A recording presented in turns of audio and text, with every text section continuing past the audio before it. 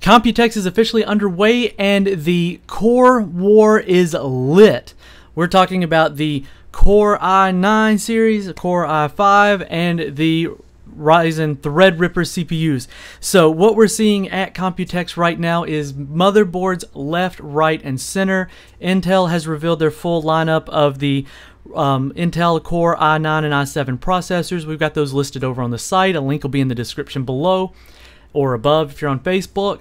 Now, the X399 boards are coming strong and fast. We're going to look at those first. One of the biggest ones being shown off up front is the Asus ROG X399 Zenith Extreme motherboard. So this thing shows this massive LGA style socket. It is insanely huge, and it's interesting how the split is on there, the way it's all divided up in the socket. If you look closely at the picture, you see somebody look like they poked around in there on the pins. But either way, you see the quad channel RAM that is flanked on either side of the CPU socket, as well as the 4 full PCI Express by 16 slots. That's by 16 size. Don't know the lanes yet, so not going to speculate on those. You see that it does have the slot over on the right hand side of the memory so that you can install their Z board, which allows you to put M.2 SSDs over there vertically rather than down flat on the motherboard, which is kind of cool. It helps with cooling as well as saving space for other components on the board, because you can see this thing is loaded. So that's that board for right now. And moving things over to the Intel X299, so you know, this is Battle of the X's for sure.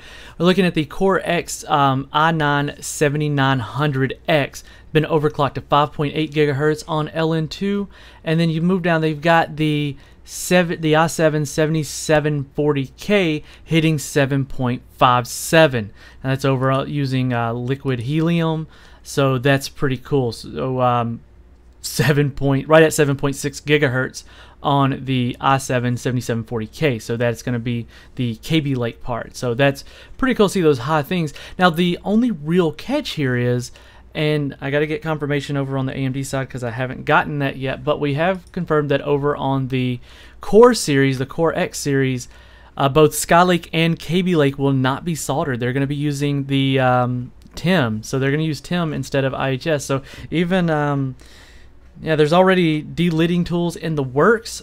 It's a bit unfortunate because even the Broadwell E parts, they were soldered. That was one of the things that was nice about the enthusiast grade, was that you didn't have the TIM. You moved over to a soldered chip, and it potentially got you better cooling, which is why the overclocks, Broadwell E withstanding the overclocks, you were able to get as high of overclock with the temperatures that you were on, especially like Haswell E. But that's definitely a bit unfortunate to see. We'll have to wait till it hits the market and gets in people's hands to see how much of an impact it really is. But for now, I'm a bit disappointed in that because, well, it's TIM, and Intel doesn't exactly have the best history for using the best TIM.